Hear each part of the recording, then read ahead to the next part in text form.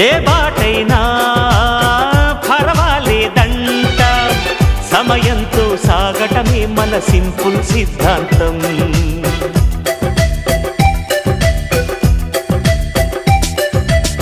చిరుగాలికి పరిమళమిచ్చే సిరిమల్లెల వనమై ఉందాం, గగనాన్ని నేలను కలిపే హరివిల్లుల వంతెన అవుదాం.